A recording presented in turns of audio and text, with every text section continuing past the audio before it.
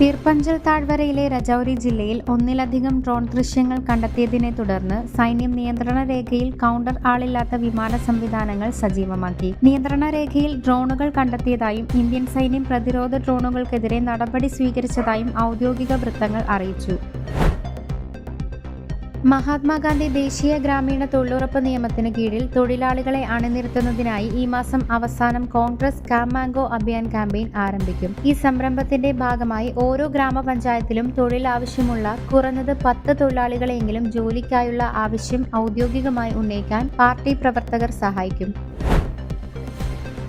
ഇറാനുമായി വ്യാപാരബന്ധം പുലർത്തുന്ന ഏതൊരു രാജ്യവും അമേരിക്കയുമായി വ്യാപാരം നടത്താൻ ശ്രമിച്ചാൽ 25% തീരുവ നേരിടേണ്ടി വരുമെന്ന് US പ്രസിഡന്റ് ഡൊണാൾഡ് ട്രംപ് പ്രഖ്യാപിച്ചതിനു ശേഷം ഇറാനുമായുള്ള ഇന്ത്യയുടെ ബന്ധം വീണ്ടും സമ്മർദ്ദത്തിലായി. ബാഹ്യ സാമ്പത്തിക ഘടകങ്ങൾ ചൂണ്ടിക്കാട്ടി നടപ്പ് സാമ്പത്തിക വർഷത്തിൽ ഇറാനുമായുള്ള വ്യാപാരബന്ധം കൂടുതൽ കുറയ്ക്കാൻ ഇന്ത്യ തയ്യാറെടുക്കുകയാണെന്ന് സർക്കാർ വൃത്തങ്ങൾ പറഞ്ഞു. കരൂരിലെ തിക്കിലും തിരക്കിലും പെട്ട് മരിച്ചവരുടെ കൂട്ടക്കൊലയുടെ അന്വേഷണവുമായി ബന്ധപ്പെട്ട് തമിഴ്ക വെട്രി കഴകം പ്രസിഡന്റും നടനുമായ വിജയിയെ ജനുവരി 19 വീണ്ടും ചോദ്യം ചെയ്യലിനായി CBI വിളിപ്പിച്ചതായി ഏജൻസി വൃത്തങ്ങൾ അറിയിച്ചു. എന്നിരുന്നാലും പൊങ്കൽ ആയതിനാൽ ശ്രീ വിജയ് മറ്റൊരു തീയതി ചോദിച്ചു.